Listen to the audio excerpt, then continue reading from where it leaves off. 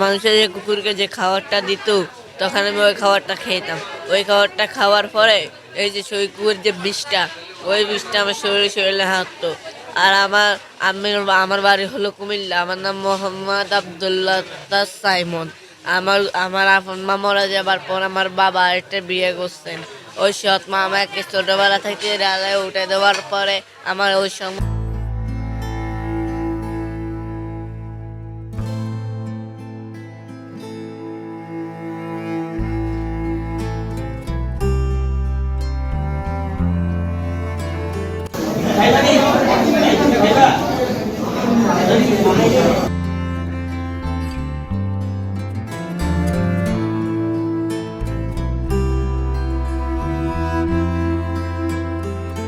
আচরণে খেউ করতে আছে, কেউ খামচি দিতে আছে, লাফালাফি করতে আছে। ওটা দেখে আমরা ইমার্জেন্সি ডাক্তার কাছে নিয়ে গেছি।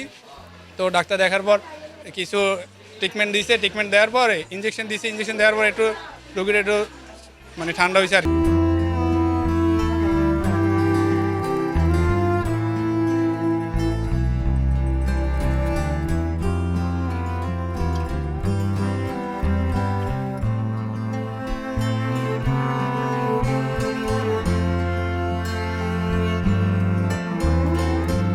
কিছুক্ষণ যাবত দেখতেছি ছেলেটা কুকুরের মতন অনেক আচরণ করতেছে উপর থেকে। অনেক মানুষে ভিডিও করতেছে, অনেক মানুষে দেখতেছে, কেউ ওর সহযোগিতার মতো এগিয়ে আসে না, বা ওকে যে ইমার্জেন্সিতে নিয়ে যাবে ওই কেউ ইয়া নাই।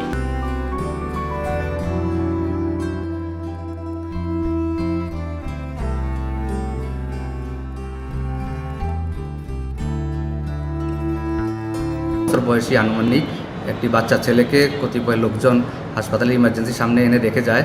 তো আমরা জানতে পেরে তৎক্ষণাৎ সেই শিশুটিকে দেখি এবং সেই শিশুটির ইনিশিয়ালি তার একটু অপ্রকৃতস্থ মনে হয়েছে এবং কিছু আবল তাবল কথাবার্তা বলতেছিল, আবল তাবল আচরণ করতেছিল।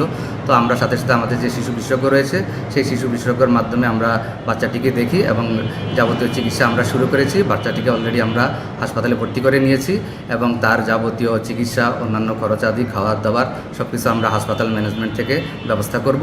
এবং তার যেহেতু লিগ্যাল কোনো গার্ডিয়ান আপাতত পাচ্ছি না, সেই ক্ষেত্রে আমরাই যাবতীয় সিদ্ধান্ত নিব এবং আমরা তার পুরোপুরি যত্ন এবং তার চিকিৎসা এখানেই করব। পরবর্তীতে যদি কোনো ব্যবস্থা নেওয়া লাগে তবে সেই ব্যবস্থাও আমরা নিব।